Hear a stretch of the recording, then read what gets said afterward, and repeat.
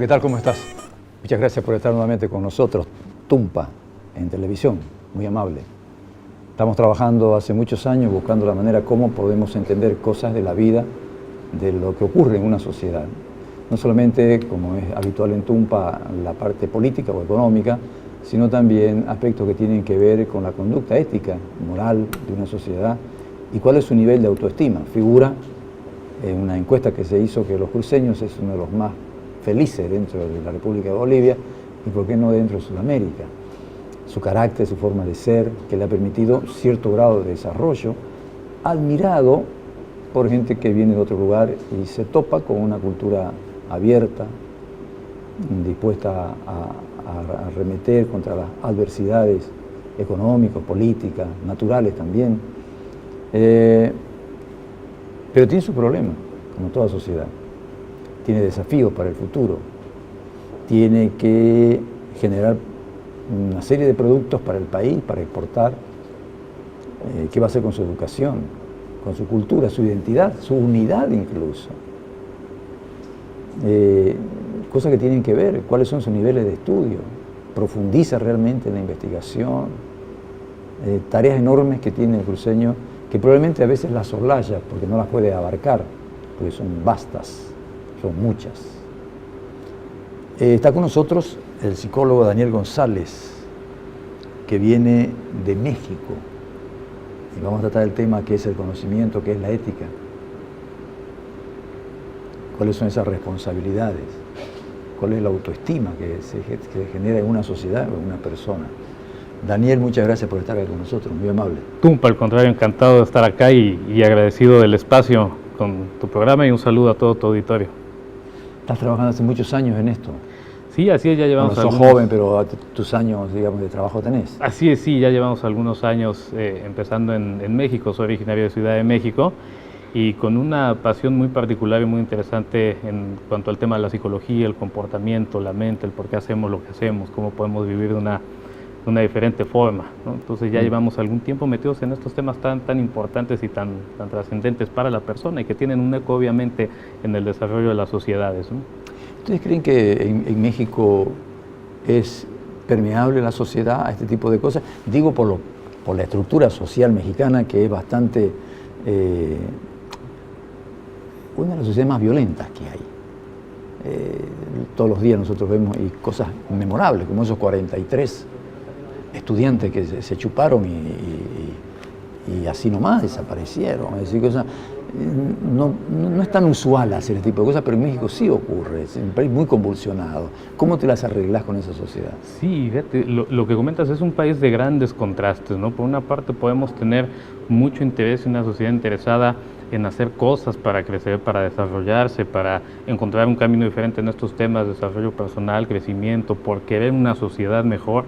Y por otro lado tenemos estos grandes extremos, como mencionabas, situaciones de violencia, situaciones que nos ponen en una posición de inseguridad, que nos agreden, tanto psicológica como físicamente. Entonces, tenemos estos grandes contrastes y al final del día acaba todo siendo en un factor de cómo nosotros estamos dimensionando y significamos lo que hacemos. Claro, las personas que están del otro lado, y en este caso que comentabas, extremo de estos 43 que nos han dejado una huella irreparable como sociedad, tiene que ver ahí también un factor personal. ¿Quiénes? Yo me pregunto quiénes, qué pasa por la cabeza de las personas que cometen este tipo de situaciones, ¿no? Y por el otro lado tenemos gente que está muy interesada y gente que está trabajando mucho para darle un poco la vuelta a esa situación, a esa percepción y poder trabajar por tener una sociedad mejor a partir del crecimiento personal, del individual, para poder después irnos hacia lo colectivo. A mí me parece que vos estás trabajando el tema, uno de tus temas centrales por el cual te han traído por acá es la autoestima. Yo no sé si esa autoestima vos la generás o la despertás al margen de una no estima institucional hacia el pueblo. Por ejemplo, tomamos los 43, hago referencia a la gente que nos está viendo, hace un año atrás más o menos, en Ayotzinapa, ¿cómo se llama? Ayotzinapa. Ayotzinapa. Así es. Ayotzinapa. Así es. Fueron unos alumnos, 40 y pico de algos, a protestar. La policía los agarró, los subió y los quemó más. Así fue, ¿no? Así es. Okay. Más o menos el lo tema, hicieron sí. desaparecer. Así es, exacto. Ni uno volvió, ¿no? Ni uno volvió. Entonces, ahí vos te das cuenta que una institución, la policía, vaya a hacer eso. Entonces yo digo, ¿de qué cómo se maneja la autoestima en un país donde yo tengo que tener una autoestima, una especie de alegría, enfrentar la vida, si tengo todo un aparataje institucional que no le importa mi autoestima?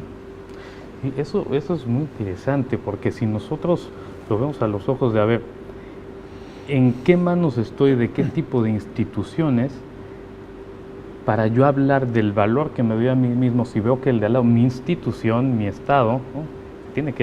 Se piensa que tiene que hacer cosas por la gente, no lo está haciendo, al contrario, está violentando una serie de derechos, de situaciones. Yo creo que lo importante es empezar a trabajar en el valor que tiene la persona, ¿no?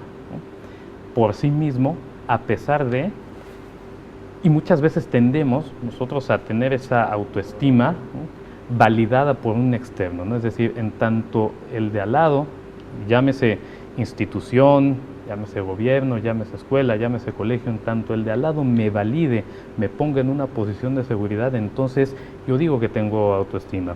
Cuando no necesariamente tendría que ser así. Lo importante y lo que trabajamos es en la seguridad que pueda tener el individuo en su propia valía, en su propio valor, incluso a pesar de estar en un contexto tan adverso, tan complejo, tan complicado, ¿no? En este sentido, a mí me viene a la mente, y es un ejemplo muy interesante, el del doctor Viktor Frankl, que pudo desarrollar toda una teoría muy interesante de sentido de vida, la logoterapia, siendo cautivo en un campo de concentración. Vaya, era el medio menos propicio para encontrar sentido a la vida, y el simple hecho de mantenerse con vida todos los días lo lleva a hacerse estos análisis muy, muy profundos, muy existenciales, en donde desarrolla una corriente, la logoterapia, muy, muy interesante en cuanto a sentido de vida. Entonces, muchas veces vamos contra corriente, sí, porque tenemos un contexto que no favorece, ¿no? Como si tratáramos de sembrar una planta en tierra que no es fértil, ¿no? En un concreto, en la loseta, y a pesar de eso tuviéramos que hacer que floreciera, porque si no, entonces la siguiente salida sería un panorama como bastante desolador, que es lo que nos sucede. ¿Vos crees que la psicología está para los países del tercer mundo? Porque la psicología nace en países en donde ya la institucionalidad se respeta al individuo, está ya Claro. asentada. Entonces toca que ese individuo se revea cuál es su posición. Pero en un país donde la institucionalidad es tan laxa, tan poca cosa, tan endiosada, después tan tirada abajo, Claro. no sé si la psicología tiene cabida en el tercer mundo, excepto sectores de alta capacidad económica o sectores culturizados. Pero después, yo no sé si hagamos un cuestionamiento de eso. Sí. Te vas a ir cuestionado de acá, probablemente. No, y eso es lo más importante, lo platicamos el día de ayer, nada mejor que las preguntas para encontrar respuestas, ¿no? Y hacernos estos cuestionamientos.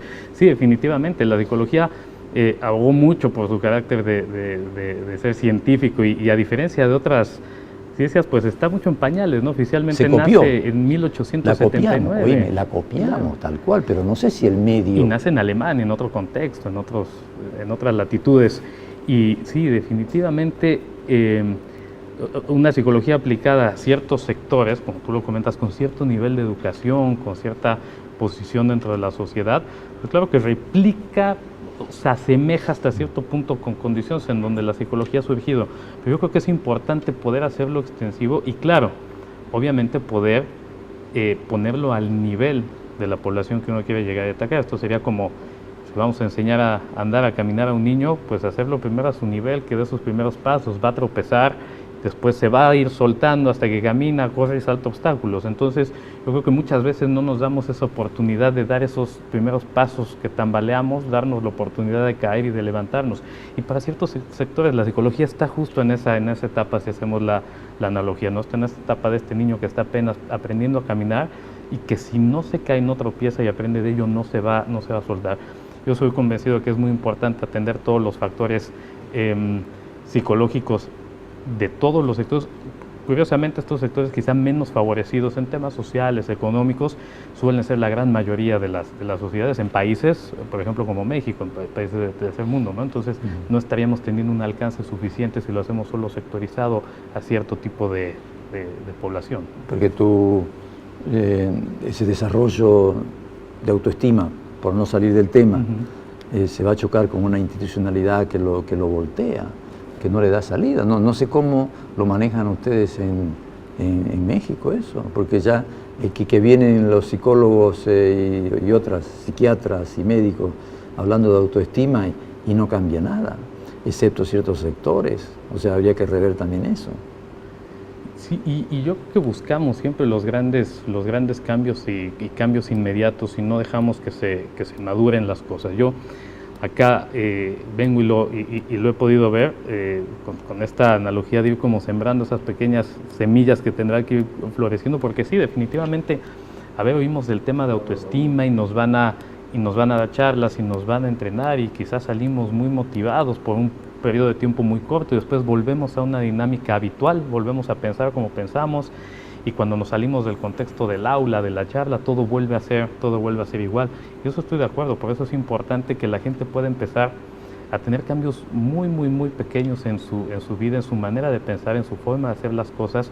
Creo que un gran obstáculo que tenemos es muchas veces querer hacerlo todo muy grande y de inmediato. Por ejemplo, la persona que de pronto dice, me voy a poner en forma y voy a hacer ejercicio y voy a bajar mucho de peso, se pone a dieta 3, 5, 6 días, se ve al espejo y dice, estoy igual, ¿para qué lo hago? ¿No? Y entonces es importante dar ese espacio de poder ir viendo los logros, por más pequeños que sean, porque a los ojos del tiempo y viéndolo en retrospectiva, podemos ver que estamos en una posición diferente, sea que empecemos a dar pasos muy pequeños y muy cortos.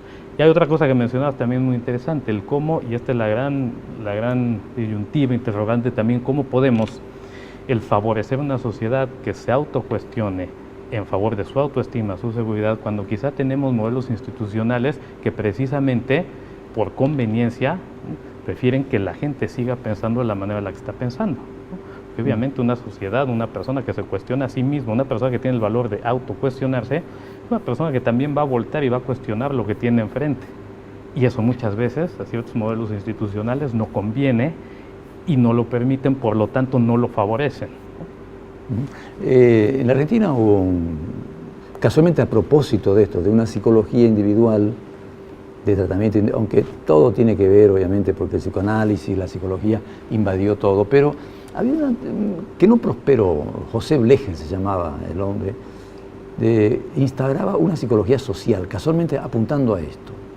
Si no se puede tratar a un individuo solo, sino es en ese contexto que de pronto nosotros lo sacamos a este individuo que está bien para Europa, donde la institución es viva con él, vive con él, está después que pasaron miles de años también ellos aprendieron, pero nosotros todavía estamos en otro palo, ¿no? Entonces él trataba, y que no prosperó, porque todavía no estamos para podernos ver institución nosotros, Estado nosotros, si vos querés. No, yo soy el del problema, no es el Estado. A mí me tienen que atender. No es, ¿entendés? Es cuando digo Estado, digo ejército, policía, todas las instituciones, ¿no? A mí me tienen que atender.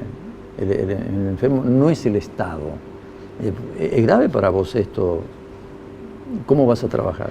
Claro, porque también existe una tendencia muy importante a la protección paternalista de un Estado, de una institución, en donde, como tú mencionas, pues yo estoy aquí para que me atiendan, los que están allá arriba son los que tienen que ver por mí. Y curiosamente, mucho de lo que yo vengo trabajando es en despertar el sentido de responsabilidad. Primero, la persona, y si lo hablamos en una sociedad, la persona que ve a su Estado, a su gobierno, a sus instituciones, pues claro que va a ser un reflejo de lo que es la sociedad. Muchas veces nos quejamos y apuntamos y es muy fácil señalar con el dedo, pero es muy difícil señalar hacia uno mismo. Entonces, una de las cosas que apuntamos es el tema de la responsabilidad. Lo que uno no hace por uno mismo, es muy complicado que alguien más llegue y te lo dé. Y ahí es en donde podemos también empezar a gestar este tema de la autoestima, de la seguridad. Las herramientas que yo mismo desarrolle para tomar el control de mi vida, dirigirla hacia donde yo quiero, ser responsable de mis éxitos y mis fracasos, en esa medida yo voy a empezar a tener seguridad en la valía que tiene mis acciones, en la valía que tiene lo que yo hago, y no necesariamente voy a estar, ¿no?, en posición de estirar la mano siempre para recibir. Y si yo soy una persona que me hago responsable de mí mismo, así mismo voy a exigir que el que tengo enfrente, que el que tengo arriba, institución, sea una persona que se haga responsable por hacer su trabajo por sí mismo y por consecuencia todos vamos a estar bien, ¿no? Entonces apuntamos a la parte de la responsabilidad. Yo siempre mucho en las charlas que doy y lo que comento y en lo individual es, sí, ok, estamos en un contexto y puede ser que el de al lado me da, no me da, me hizo, no me hizo, pero ¿qué tienes tú que ver con eso? ¿Qué es lo que tú puedes hacer? Muchas veces queremos hacer cosas sobre las cuales no tenemos control. Y si yo quiero hacer cosas sobre las cuales no tengo control, es muy fácil que yo apunte y que yo pierda el sentido de la responsabilidad, porque siempre podemos encontrar a alguien que sea el causante, el responsable, ¿no?, de las consecuencias que tenemos en nuestra vida, ¿no? Y es muy importante que nosotros empezamos a asumir esa responsabilidad. Entonces, en ese sentido, yo creo que un lazo importante que nos puede ligar entre el tema de la seguridad y la autoestima es el empezar a hacernos responsables desde lo que platicábamos también, el vernos, el conocernos, y eso nos va a responsabilizar también, porque claro, estamos en una posición a veces muy cómoda, ¿no? Sentados. Yo me puedo estar sentado quejándome de cómo es la vida, cómo es mi institución, cómo es mi país, cómo es el ejército, pero sentado y teniendo a quién culpar, ¿no?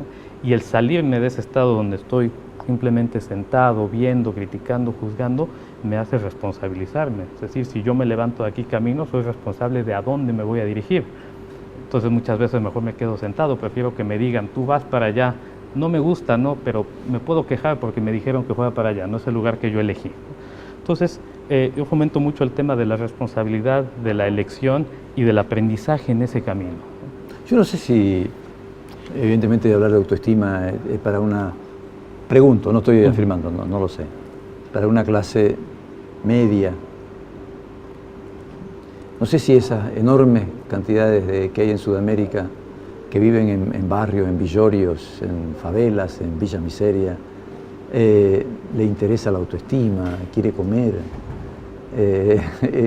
Hay un choque ahí, ¿no? Sí, hay un choque en tu propósito. Sí, hay un gran choque porque justo cuando yo mencionaba este tema de ir avanzando paulatinamente, me viene a la mente una aportación muy interesante de la psicología, que es en temas de la motivación, muy conocida, la famosa pirámide de Maslow de las necesidades, ¿no? En tanto yo no tenga cubiertas necesidades básicas, como en estos sectores que platicas, que es sectores muy desfavorecidos, donde lo primero que es importante es garantizar la sobrevivencia, ¿no?, tal. En tanto yo no tenga completas esas necesidades, no puedo entonces ascender a otras, ¿no?, diferentes, como ya la parte de socializar, la parte de la autoestima, la seguridad, la plenitud y ya mucho más la realización personal en la punta de la pirámide. Sí, definitivamente por eso es tan importante el trabajar en los contextos educativos, en los contextos académicos, en los contextos también políticos e institucionales, porque mientras la gente no tenga garantizado por lo menos sus necesidades de sobrevivencia, no va a voltear a ver otra cosa. Si yo necesito todos los días garantizar que voy a tener el pan en la mesa, es en lo que me voy a enfocar, y no va a haber cabida para trabajar en otro tipo de cosas. En ello estoy de acuerdo, y el desafío es importante, sí, no es cosa menor definitivamente, ¿no? Pero vaya, también es importante voltear y empezar a generar medios y recursos para atenderlo, porque a final de cuentas pasan una parte importante de la sociedad. 200 años. ¿No? Sí, llevamos... Y poco tiempo de la psicología tratándolos más o menos con ¿A dónde estoy apuntando? Que los psicólogos están reducidos al trabajo individual. Y a lo sumo, no sé, quiero ser un poco hasta irreverente, y a lo sumo del trabajo individual, la psicología social no pudo anidar la que te decía que este señor en la Argentina propuso. Y por otro lado, como le hacemos un bien al sistema, que mientras invierte en armamentos, en el caso acá, por ejemplo, armamentos, el ejército se lleva una gran parte, son datos del mismo ministerio, yo no estoy inventando nada, ¿no? El ejército se lleva una torta grande, el gobierno, el Ministerio de Gobierno también, y queda para la educación y para la salud, otras cosas, pedazos muy mínimos. Entonces, Y por ahí la psicología está reducida a hablar de una autoestima que es de cierto grado de desarrollo, una clase media para arriba, normalmente, y el otro se le escapa a la psicología. Entonces los psicólogos están usados por el sistema. Vos estarías usado por el sistema, porque vos hablás a una clase media que sí entiende, que tiene la noción de ir cambiando, de querer llegar, que se deprime, que es profesional, que lee. Pero después tenés la clase alta que no le interesa la autoestima porque está gozando, están bien estimados, salvo algunos, muy pocos. Y después tenés el resto de abajo. Y el sistema lo mantiene. O sea, vos como profesional estarías, vos y todos los que están en ese trabajo,